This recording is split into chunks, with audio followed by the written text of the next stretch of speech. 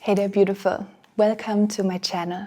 My name is Sandra Carmen and I am a feminine embodiment guide, a speaker and a mentor for women on the path of deep emotional and sensual healing. I'm really glad you are here and you found your way to this video. Personally, I prefer to skip those super polished, here's a 5-step formula kind of videos, because I know that life is tender and a little messy, and so this aims to keep things real. I want to talk about something that happens in relationships and honestly in life, work, creativity, all of it.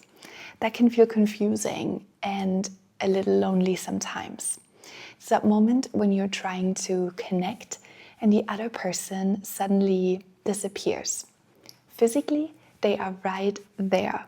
But what I mean here is happening emotionally. Poof, gone, zoned out. And maybe sometimes you are the one who disappears. We're going to talk about that. The checking out, the why can I just not stay present right now?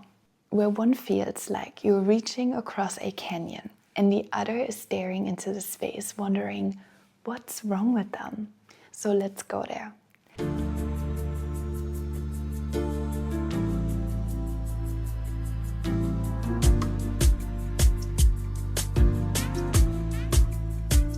Let me tell you a story. And I don't want to just pick any random example for convenience. These are real dynamics I have lived, witnessed, cried about, and so they're real.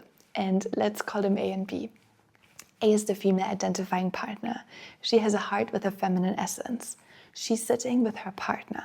They are in a tender moment together. And it's something honest, it's vulnerable. It's probably one of those conversations that feels like your whole insides are on the table, right there. And in the middle of it, she disappears. Her eyes glaze over, the breath gets shallow, and it's not that she's mad or scared, and she's not fighting. She's just not there. So B notices he has the masculine essence. And in this example, he doesn't freak out. He doesn't lash out. He's done some of his own healing, like therapy, breath work, probably at least one men's group and a couple of cold plunges here and there, you know. So he knows better than to make it personal, but it still hurts because he's being open and honest and it feels like she's not receiving him and seeing him anymore. So what's happening under the surface is that A's nervous system is going into an old familiar territory. Let's say she grew up in a house where it wasn't safe to be fully present with her anger, where anger was scary, hers and also other people's. And it might have been due to physical violence, abuse, or various other reasons, where being good meant being quiet, easygoing, invisible, no big emotions. So now, even though B is not yelling, not being scary or threatening, her body still knows that as an alarm going off. It's totally disproportionate, but her experience and is very real. Her nervous system says, let's disappear real quick to keep the peace. And B, even though he knows it's not about him, it still hurts him. It's because she is not seeing the way he shows up fully in his presence, and she cannot meet him. So this is the trigger. He starts to feel like the bad guy for simply being and meeting her. And it's not that he's yelling or blaming, he's just being human. And now they're both stuck. A is spiraling into guilt. I'm ruining the moment again, it's always me who's the problem. And he is holding back anger. He tries not to explode, but he's feeling totally unseen. So two inner kids are having a silent argument while the adults try to hold it together on the outside. And to someone witnessing the situation, it might look like they're just not getting along right now. But truly, they're actually perfectly synchronized inside on their pain.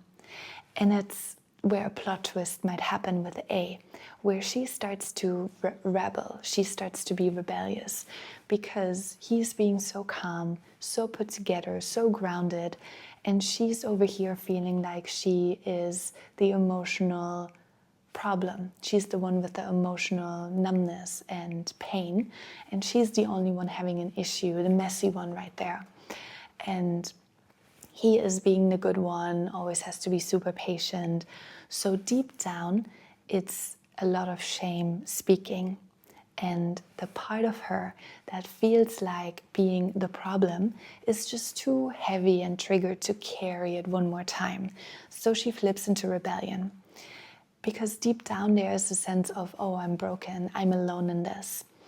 And that it's so important to pause here, because it's obviously not the truth, but she sees it everywhere.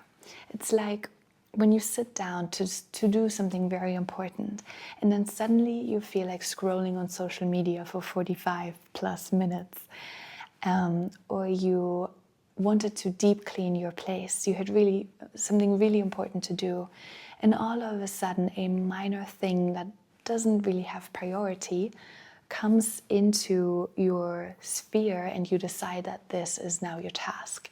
It's something that says, nope, not right now.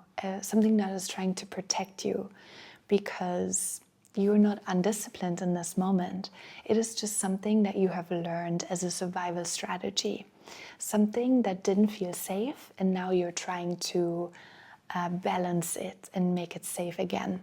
You might have learned that it's not safe to show up fully. The stakes feel too high. Maybe there is a fear of failure or judgment or not being enough. So we distance, not because we don't care in this moment, it's because inside we're scared. And here is how to know that it's happening. If you feel foggy and it's hard to focus, and your body feels heavy or sleepy, and you're reaching for distractions like snacks, your phone, random errands, anything but the task that you wanted to complete. Or you get a little hit of shame, or you go numb. That's not being broken or procrastinating. That is a tiny flag your body waves to tell you that something doesn't feel safe. Things can shift. So let's go back to A and B. What if instead of spiraling, they tuned into each other, and A could say, I'm feeling myself checking out. I don't want to, but I don't know how to stay right now. And B could respond, I feel hurt. I know you're not doing this to me, but it still hurts, and I'm here with it. And this doesn't solve it all, of course, but they're now opening to being on the same team. This is what it means to be in a conscious relationship and to do the work step by step, being with the triggers, navigating them together. The same thing applies to your work, to your art, to your body. What if you could say, I am avoiding this project because I am scared of messing it up or being successful, and then just be with that fear, not trying to fix it, witnessing it and being honest about it, because that creates space. Whether it's your partner, your purpose, or your own inner voice, you are always in relationship. And every time you pull away, you have the chance to come back with, not with like grand gestures, but with your presence. Just with, I'm here, even though a part of me wants to run, I am here. And this really changes everything. So if you have been zoning out, if you have been in conversations or in projects in your life that feel like you're constantly trying to get out of it, it doesn't mean you're weak. It means there's a tender spot that a part of you is very rightfully so with intelligence trying to protect from being unsafe. You can whisper to yourself that even though I feel unsafe right now, I am here, just in this moment. And when this pattern shows up in your life, you can infuse awareness.